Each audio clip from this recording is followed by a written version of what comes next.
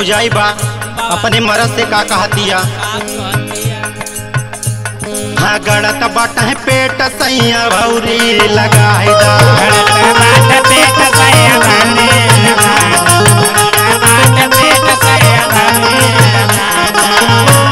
हाँ भौरी लगाई दा हो भौरी लगाई दा। गड़त बाट है पेट सैया भौरी लगाई दा।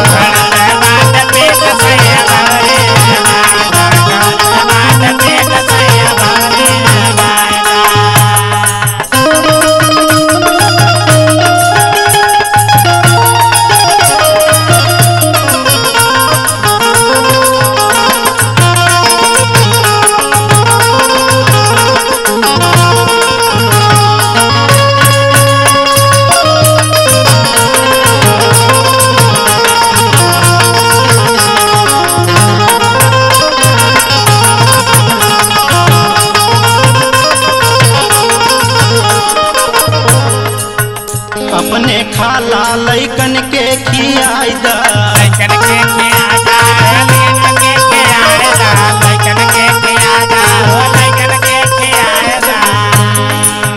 अम्मा के खियाई दा और बाबू के खियाई दा।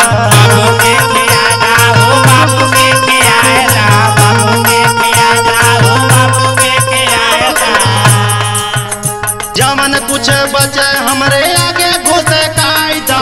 गड़त बाट है पेट सैया भौरी लगाई दा।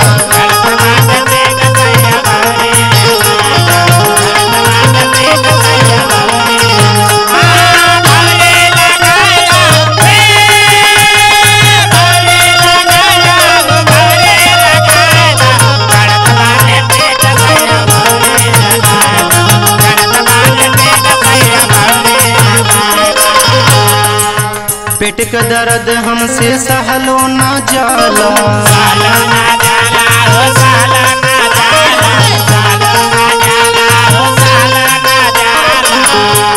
हाँ पेट में गदेला बाटे चललो ना जाला।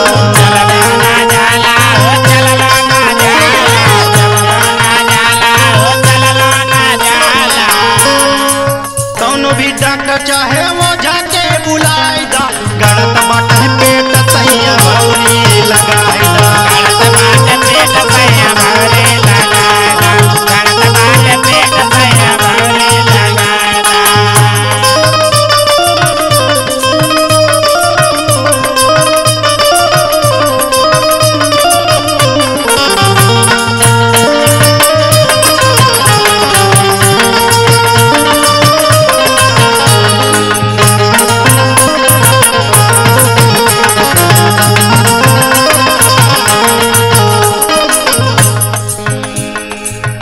रब पिया हमर बुझाला चारी हो।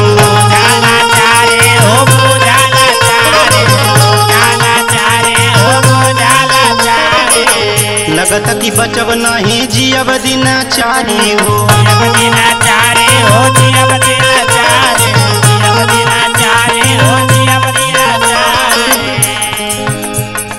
आखिया के सोझा जे पीरा जाके बुलाई जा। गड़त बाट है पेट सैया भौरी लगाई।